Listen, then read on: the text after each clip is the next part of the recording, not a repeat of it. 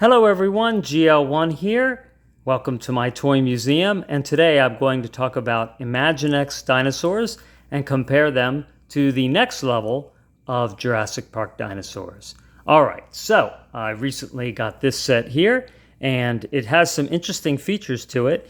So the truck, when you roll it, has a gear mechanism inside that rotates the dinosaur. And it only rotates it back and forth instead of in a circle. So it has to have a little bit of a complex gear system to be able to release and then pick up the gear the other end. It also actually might be just a gear that's interrupted with the teeth are interrupted and then it spins. I haven't taken it apart and I probably can't without breaking it. But I wanted to go over some things with this, other educational things about this toy.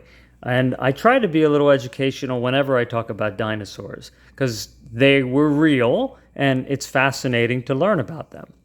But first, this toy. All right, so if you have smaller dinosaur toys from Imaginext, you can put them inside here and they can, you can pretend they were caught. And then you have your missile. Well, it's not really a missile, right? It's sort of like a catching mechanism. So you can pretend that this grabs the dinosaurs and slows them down. And it even lifts up here, and you can either have that is maybe a base for the people, or maybe store more dinosaurs in there. This truck comes with one guy. So, all right, this fella here, and typical Imaginext articulation, which is pretty good as far as you get your shoulders. And the legs don't move individually. But what's really important is the dinosaur. So, at first glance, you might think, well, this is just a small T-Rex. But it's not. And here's why. It has 3 fingers. A T-Rex has 2. So what I really liked about this set, and it was on clearance for $10. It was originally $50. I wouldn't spend $50 on it. Not that it's not worth it, but, for $10, it's worth the curiosity of looking at this toy. So you have a mouthpiece here, and because it has 3 fingers and these ridges over the eye, and maybe these, sort of these lumps in the back, okay, spines, I think it could be Metracanthosaurus, which was discovered in 1984. And it is a small theropod, similar to a T-Rex, but because of the 3 fingers, it might be more related to an Allosaurus, which has 3 fingers. Now, the toy has some neat features. It's got this tongue that kind of feels like leather. I mean, it's a soft plastic, but it's flexible and very smooth. I like the glass eyes. What's nice about them is no matter how you turn the head, it looks like it's looking at you, right? So it has stereoscopic vision from the front, and then it can even have very far peripheral vision, like 270 degrees, like an owl, or some owls, actually, not all of them, and some hawks. So your tail moves, and I thought this is a neat thing, the way the neck can bungee all around. Perhaps when you're shaking him fast enough on the truck, this mouth guard comes off. But all right, so I'm going to say that's Metracanthosaurus and move that truck out of the way, which, by the way, is very sturdy, very heavy. If you're rough with, if your kid's rough with the toys or whatever, it's quite solid. So that's a good thing. And looks like you can tow some other Imaginext things with it.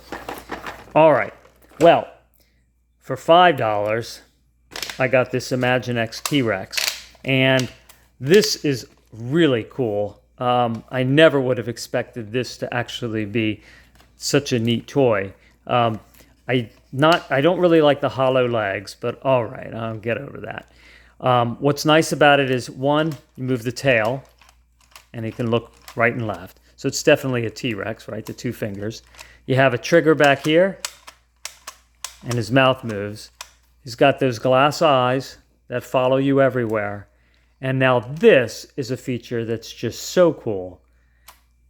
You can, when he's opening his mouth to bite, you can press this red button here, and he exposes his gums, and his eyes go down like he's squinting, going in for a really big bite, which is really how it looks when a carnivore, like you could see it on a lion or a tiger, when they go to bite, they pull back their gums, their lips, and the gums are exposed. So what an important detail, physiological detail, to put into such a kid's toy. And here is, other than the really fully articulated $50 T-Rex, I think this is the most sophisticated T-Rex other than that, with a really cool feature. And I've shown this before on the show, but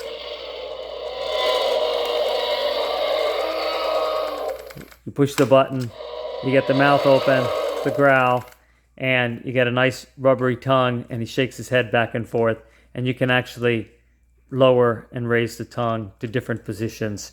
So this is just a really, really cool T-Rex, but it would, I really couldn't say which one's more cool in a way, other than, the noise and the shake of the head. But I'll tell you that the way that just the biological detail to having the gums come down when it's going for a bite is, to me, a very important, toy observation, or reality observation being manufactured and engineered into a toy, and even the teeth. Look at how the teeth all integrate together. So just a great toy. All right. Well, another Imaginext set is Carnotaurus Toro. Carnosaurus Toro. All right, so this guy, you push the button. All right, and this was discovered in 1984. So Carnotaurus Toro, discovered in 1984. Again, you get the glass eyes. Now this one, you can't see them from the front, but they travel with you on the side somewhat, and nice and heavy, good plastic. And it came with Dr. Malcolm. And you can see Dr. Malcolm has his flame, which he used actually in the first Jurassic Park movie to get the T-Rex to follow him, to get it away from, all his friends in the Ford Explorer. But it did come with the Carnotaurus Toro. All right, but we're going to compare that with, all right, this is the, Jurassic World Carnotaurus Toro, okay, not Imaginext. And similar feature, you push a button here on its tail. This one makes a noise, and you can move the tail, and then the head strikes. So you could do the head strike with just the mouth open, and then you can close it and have him make all kinds of sounds, and even turn the tail and make his head turn. And this is actually the bigger one. So they actually have one that is about 30% smaller, and one that's like 50% even smaller than that, which came with a set of, it was sort of like a multiple set of dinosaurs. But Carnotaurus Toro has some of the smallest arms and hands of any of the theropods. Theropod meaning carnivorous dinosaur that walks on 2 feet. That's how you would know that. So yeah, little tiny, little baby hands, right? And I've discussed that in one of my T-Rex videos a long time ago about the evolution of T-Rex or theropods, and why those arms would become less and less necessary if you have a big head that can crush your prey. Just much more efficient. All right, well, that is Imaginext recent purchases. But this one over here, 2005. So this is Spinosaurus from 2005. All right, and this is electronic. And Spinosaurus was discovered in 1912, and the movie Jurassic Park 3, which featured the Spinosaurus, was 2001. And so, it was just about 4 years later that they made this toy after the movie came out. All right, now they've known about Spinosaurus for a long time, right, since 1912. And there have been some debate to the body design over the years, but we're going to clear that up here in a minute. But first I'm going to show you what this toy does. Because if you haven't seen it, it's pretty cool. So the batteries go in the foot, and then you turn that on, and you have a trigger back here.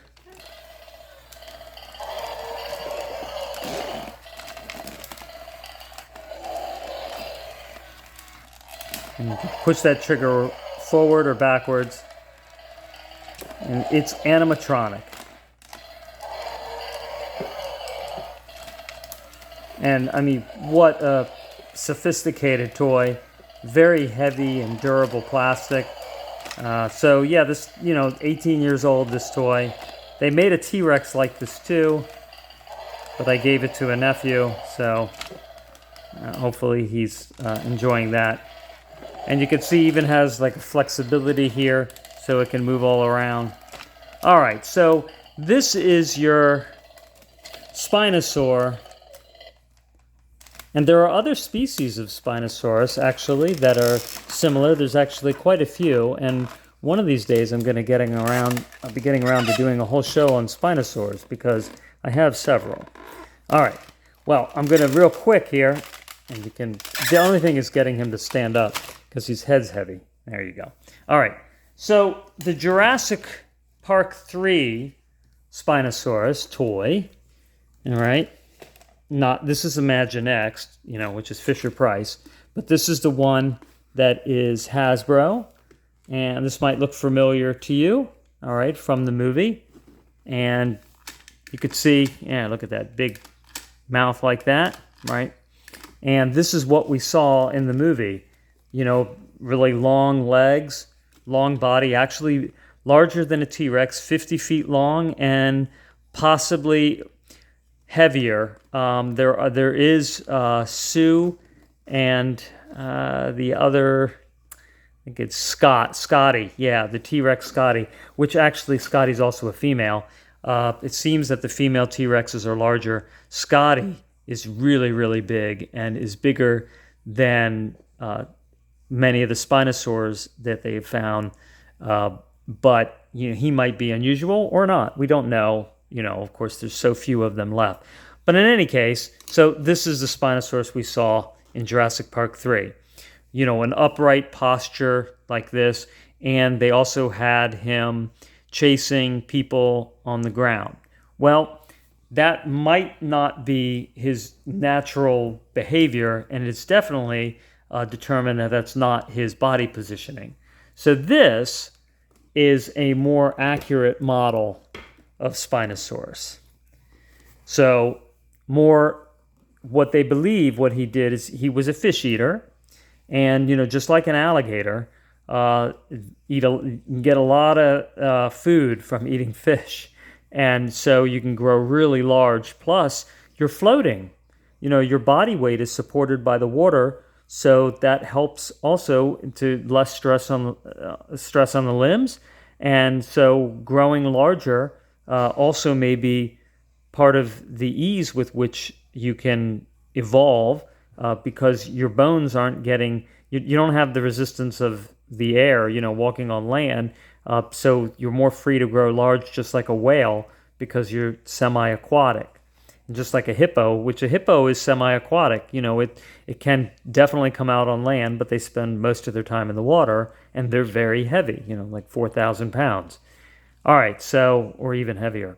So you can see now this is more really like the teeth design of the Spinosaur, and they do have a bit of those, big catching teeth here, and you could see how it dips in, and then the teeth get larger at the front.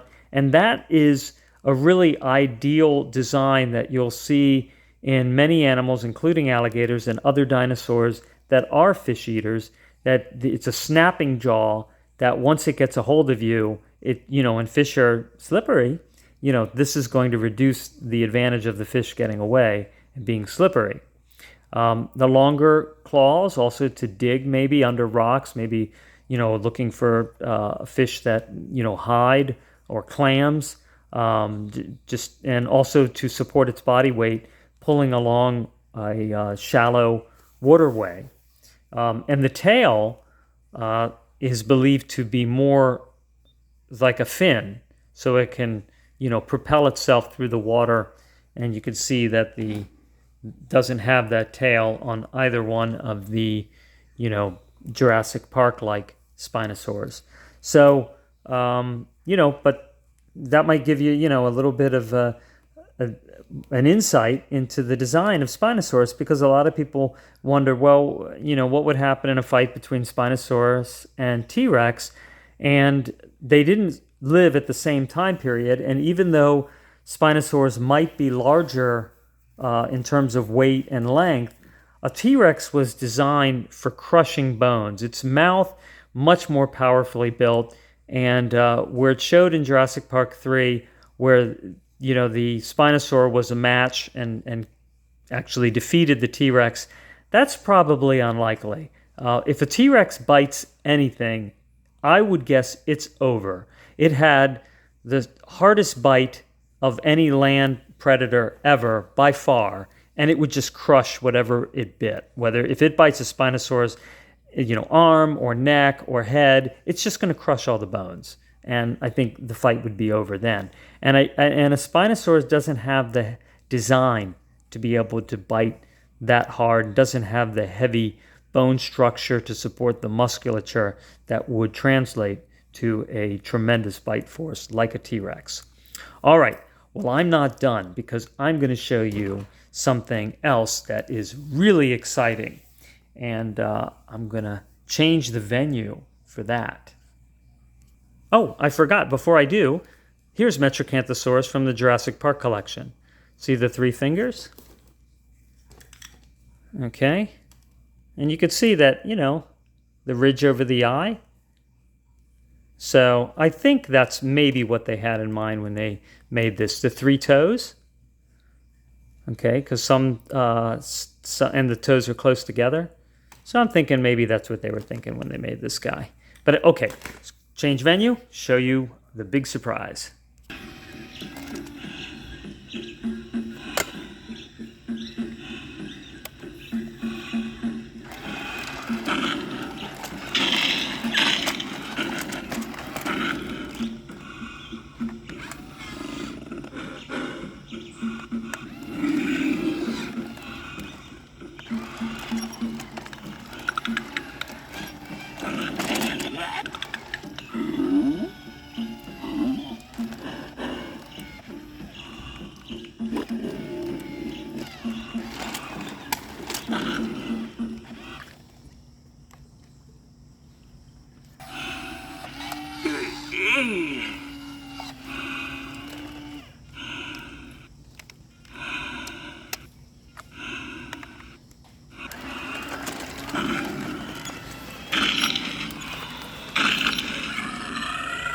So a picture is worth 1,000 words with this thing.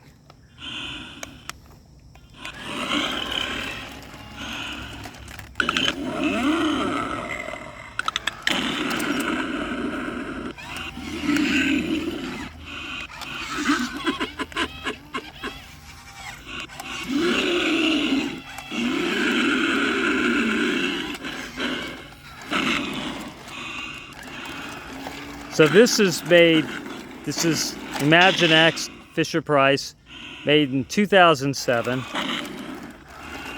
There was a time when this was $400 to order, but I think you can get it for around $100 now. And it's just fantastic. A big radio-controlled dinosaur.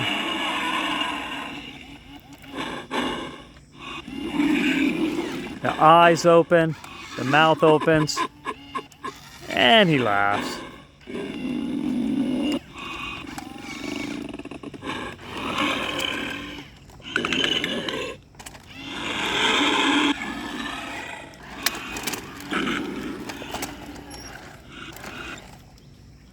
All right, well, when this came out, they called him Ultrasaurus.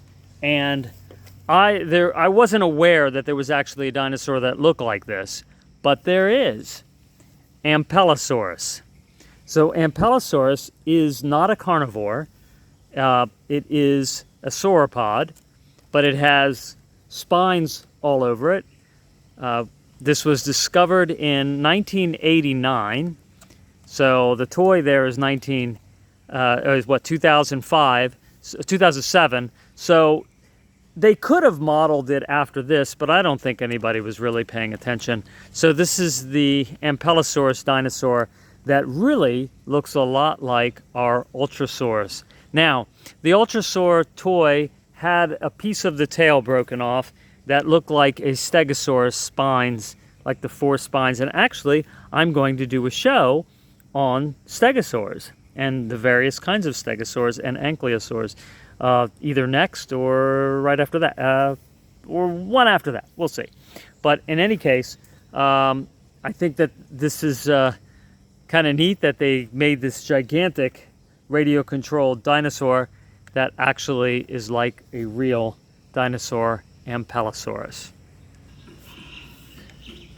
Okay, so about Ampelosaurus. Ampelosaurus actually was discovered in '95, and it's 18,000 pounds, which is heavier than most African elephants. There's actually one in Washington, D.C., which was killed in the 1950s, I think 1956, and was 24,000 pounds.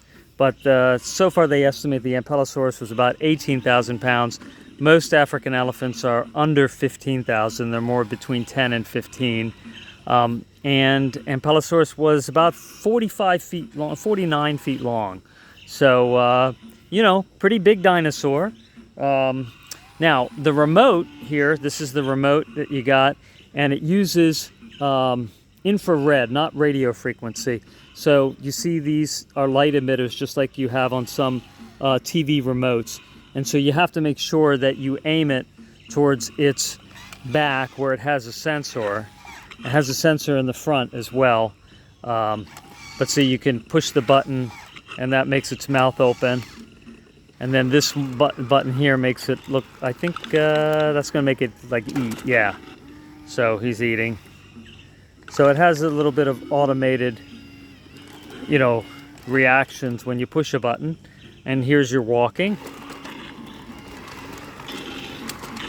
And this is like a button, you don't know what's going to happen, so you push that, and then it's just going to do some kind of action, like laugh. And this is one where he rears backwards, and sometimes he jumps. I don't think he does it too much outside here. And lights up and everything.